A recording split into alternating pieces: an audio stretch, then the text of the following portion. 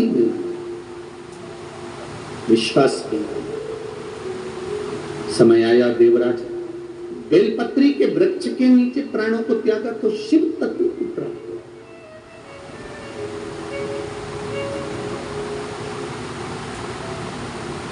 एक बेलपत्री की पत्ती, एक बेलपत्र, एक पत्ती, एक बेलपत्र के वृक्ष की छांव साधारण नहीं। एक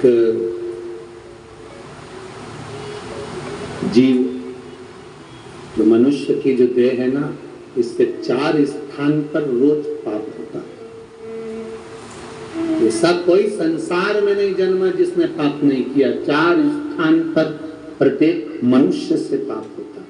पहला, झाड़ू लगाते समय छोटे छोटे जीव मर जाते हैं, उसका पाप माथे चढ़ जाता है। दूसरा, अग्नि जलाते समय, चूल्हा जलाते समय, गैस जलाते समय छोटे छोटे पतंगे जलकर मर जाते हैं, उसका पाप माथे चढ़ जाता है।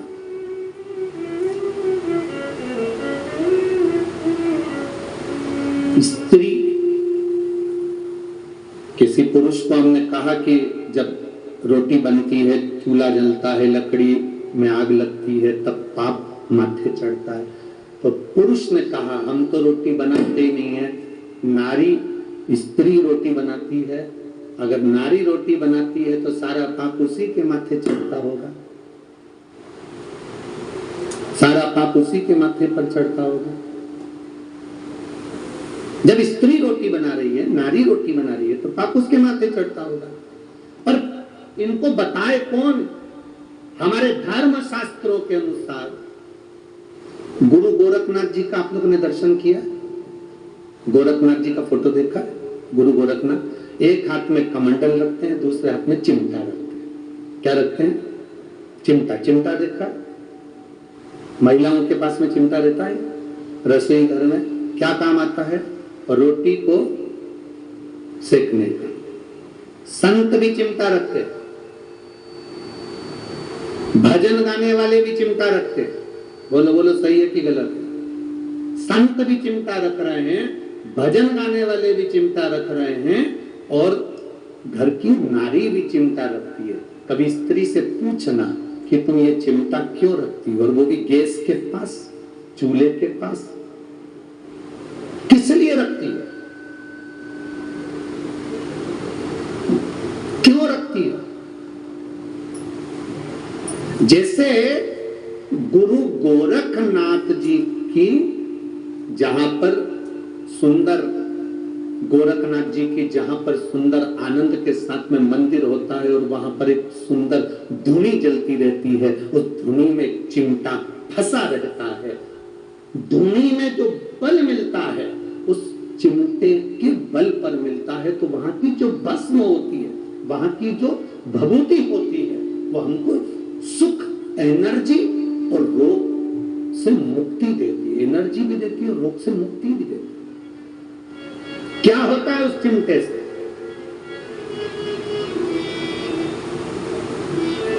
क्यों स्त्री के हाथ में वो चिमटा आ गया? कभी सोचा, कभी विचार किया? संतों की कृपा। एक बार गुरु गोरखनाथ जी महाराज भ्रमण कर रहे थे। भ्रमण करते करते स्त्री पर उनकी दृष्टि पड़ी। गुरु गोरखनाथ ने देखा कि ये नारी बड़ी दुखी है, बड़ी दुखी। घर का भोजन बनाना, बर्तन धोना, कपड़े धोना। ध्यान देना, 4 स्थान पर व्यक्ति से पाप होता है। पहला, झाड़ू लगाने की जगह। दूसरा, अग्नि जलने के स्थान पर पतंगे जल जाते हैं। तीसरा, पानी भरते समय, कपड़े धोते समय, स्नान आदि कर्म करते समय, पोछा लगाते समय छोटे छोटे जीव मर जाते हैं, उसका पाप माथे चढ़ जाता है। और चौथा स्थान बताया, चलकर जाने में पांव के नीचे छोटे छोटे जीव मर जाते हैं, उसका पाप माथे चढ़ जाता है। 4 स्थान पर प्रत्येक मनुष्य से पाप होता है। गुरु गोरखनाथ जी ने उस स्त्री को देखा, उसको देखकर गुरु गोरखनाथ जी ने देखते से अपनी आंखों में जल भर लिया कि ये नारी जगत का कल्याण करने वाली, इसके गर्भ में जो संतान जन्म लेती है वो विश्व का कल्याण करती है, और इस नारी के पास में पाप भ्रमित हो रहा। जल का वो कपड़े धोती है, जीव मरता उसका पाप मत है, अग्नि जलाती है उसका पाप मत है, झाड़ू लगाती है उसका पाप मत है, दिन भर चलती है उसका पाप मत है, चरण के नीचे जीव मर जाता। इस स्त्री का कल्याण कैसे हो सकता, इस नारी का कल्याण कैसे हो सकता? गुरु गोरखनाथ बाबा ने उस नारी के हाथ में, बस उसी समय नारी के पास में गुरु गोरखनाथ जी ने अपनी सूचना पहुंचाई कि नारी, अगर एक जैसा चिमटा मैं रखता हूं और चिमटे से पाप दूर भाग जाता है, वो चिमटा अगर नारी के रसोई घर में होता है तो पाप दूर भाग जाता है। कितनी माताएं बैठी हैं जिनके घर में है रोटी, कई काम लेती हो ना,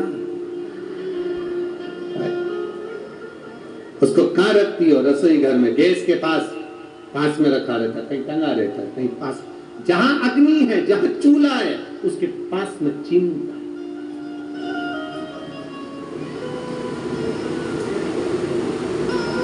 कहने वाले कह देते हैं नारी को पवित्र माना गया, कहने वाले कह देते हैं नारी के ऊपर पाप की गठरिया। ना, मेरे गुरु गोरखनाथ जी ने स्त्री को भी पवित्र कर दिया और उसके पाप की गठरिया को आधा कर दिया। मेरे गुरु गोरखनाथ स्त्री को पवित्र कर दिया।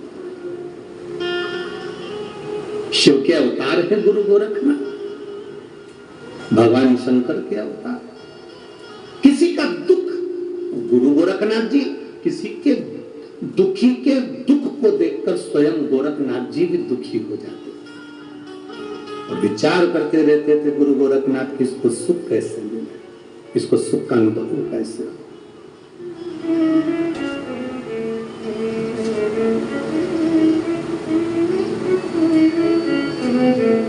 तो जिन पुरुष कहे कि, कोई पुरुष कहे कि स्त्री रोटी बनाती है पाप उसके माथे चढ़ेगा, झाड़ू स्त्री लगाती है पाप उसके माथे चढ़ेगा, कपड़े स्त्री धोती है पाप उसके माथे चढ़ेगा, तो ये अंदाजे में मत लेना, चिमटा है, चिमटा। ऋषि, संत, साधु, नागा साधु, तपस्वी, साधक, उपासक, भजन करने वाले अपने हाथ में चिमटा रख ले। किसी ने पूछा स्त्री चिमटे से रोटी पकड़ती है, संत क्या पकड़ते? हम कहते हैं वो भगवान की भक्ति को पकड़कर जनमानस का कल्याण कर देते हैं।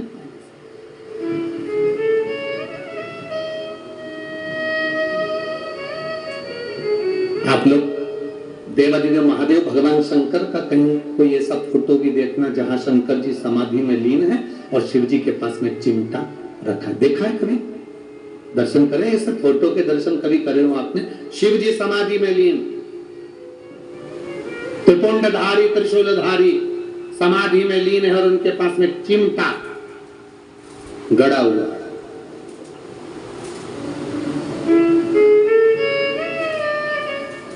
सुख प्रदान कर देवराज। तो यहां वर्णन चल रहा था कितना भी पाप मस्तक पर हो, एक बेलपत्र जब हम देव अधिदेव महादेव को समर्पित कर देते हैं, शिव जी को जल चढ़ाते हैं, जल जब शंकर भगवान पर चढ़ता है, बेलपत्र छुआ हुआ वो जल, शंकर भगवान पर चढ़ा हुआ जल, वो जब थोड़ा सा लेकर अपने ऊपर थोड़ा सा छींट लेते हैं या आचमन करते हैं, वो जल बेलपत्री के स्पर्श का होता है। देवराज के मस्तक पर बेलपत्री के वृक्ष की छांव आती है और देवराज तुरंत शिव के धाम चले जाते हैं। और हम प्रतिदिन अगर बेलपत्री के जल का थोड़ा सा भाग अपने मस्तक पर छिड़क लेते हैं तो कई रोगों से हमारी मुक्ति हो जाती है, रोग हमारे नजदीक नहीं आते। रोग हमारे करीब नहीं आते।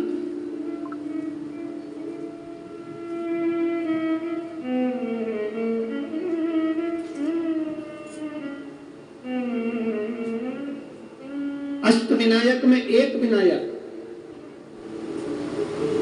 सबसे प्रबल विनायक, अष्ट विनायक में सबसे प्रबल,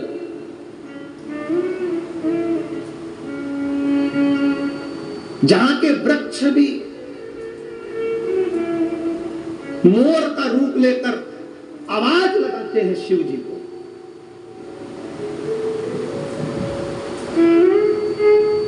जहां की नदी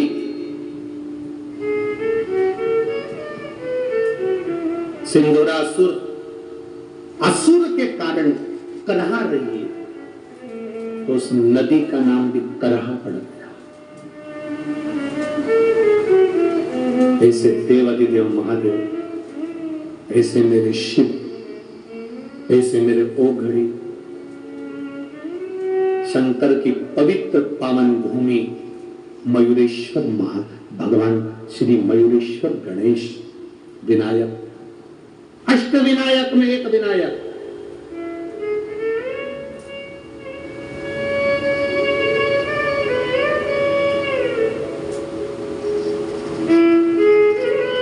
हजारों बेलपत्री के वृक्ष थे, हजारों बेलपत्री के वृक्ष मोरगांव के अंदर, हजारों।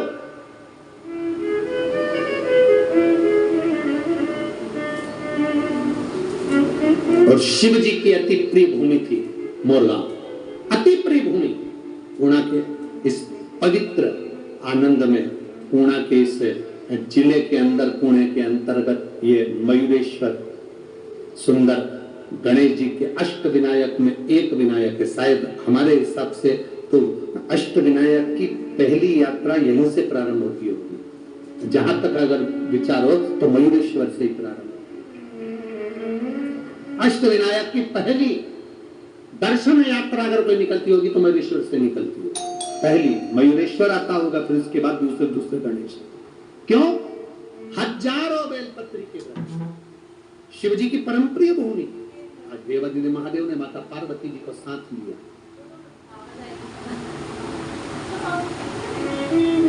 जिस समय पर देवराज के प्राण छूट गए, शंकर भगवान ने देवराज को नंदी पर बिठाया। नंदी पर बिठाकर भगवान शंकर देवराज को लेकर कैलाश धाम चले गए, तो पार्वती जी ने भगवान शिव जी से प्रश्न किया। भगवान शंकर से प्रश्न कर रही मां पार्वती, मां जगत जननी, मां जगदम्बा, बाबा ये देवराज तो महापापी था, इसने तो धन चुराया लोगों का, वैभव चुराया लोगों का। हम आपसे एक निवेदन करेंगे, आप जब भी कथा सुनने के लिए किसी पंडाल में जाओ, चाहे सियोर वाले महाराज के यहाँ कथा में आओ, चाहे किसी महाराज के यहाँ जाओ, चाहे भागवत सुनने जाओ, चाहे रामायण सुनने जाओ, चाहे शिव महापुराण की कथा सुनने के लिए जाओ, हम दूसरे पुराण से हम ये नहीं कहेंगे कि भागवत में या रामायण में तुम जेवर पहनकर जाओ कि ना जाओ, पर शिव महापुराण में कभी भी कथा सुनने आना तो सोने का कोई जेवर, कोई सोने का मंगलसूत्र हो, सोने की चेन हो, सोने का हार हो, या वीआईपी कोई चीज हो, तो वो कथा के अग्नि का ध्यान रखिएगा। थोड़ा सा दिया ऐसा से नीचे से पकड़ के सरका,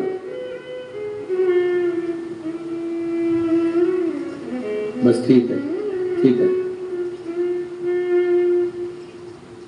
शिव महापुराण की कथा में कभी भी जाना, सोने का ज्यादा आभूषण नहीं, कुछ नहीं, सोना मेरे ओघड़ी जैसे जाओ। हम शंकर जी को दिखाने जा रहे हैं कि शंकर जी से मांगने जा रहे हैं। हम शिव जी से कहने जा रहे हैं कि तेरा नाम कुबेरेश्वर महादेव है, तेरा नाम कुबेरेश्वर महादेव है। तो कुबेर का भंडार बनने वाला तो साधारण नहीं है। हम तेरे चरणों में आए हैं और जो देगा तू देगा। यहाँ आने से पहले आपसे सोने की चेन मेन मंगलसूत्र जो भी सोने का सामान है आपके पास में जो आर्टिफिशियल है वो पहने, पर यहाँ सोने का आभूषण नहीं, उसके द्वार पर आ रहा।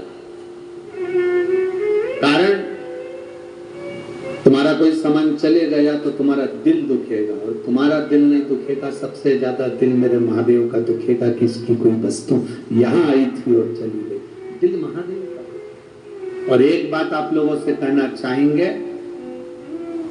चोटों की तो आदत रहती है, वो आते हैं, जैसे कथा सुनने धर्मात्मा आते हैं, पुण्यात्मा आते हैं, संस्कारवान लोग आते हैं, बड़े पुण्य वाले लोग आते हैं, तो कथा सुनने चोटे भी आते हैं। ऐसा नहीं है कि नहीं। पर एक बात बताओ, चोटों ने ना जाने कितनी कथाओं में कितनी चेन काटी होगी। एक चेन अगर काटी होगी तो लाख रुपए की होगी। बोलो तो सही है कि गलत है? जम के तो बोलो जरा, सही है ना? 1,50,000 रुपए की एक चेन काटी होगी। एक कथा में ना जाने कितनी चेन काटी होगी। अभी तक तो चोर भी करोड़पति बन गया होता है, और आज तक चोटा ही दिया। आज तक चोटे से प्रमोशन नहीं कर पाए, और जिनकी चली भी गई, देवाधिदेव महादेव ने उसको और 2 तोला बढ़ाकर उसके गले में डलवा दी। ये चली भी गई उसने, पर चोटे का प्रमोशन नहीं हुआ। तो मेरा निवेदन है चोटों से कि तुम्हारा प्रमोशन आज तक नहीं हुआ और ना होगा। अगर किसी का दिल दुखाओगे तो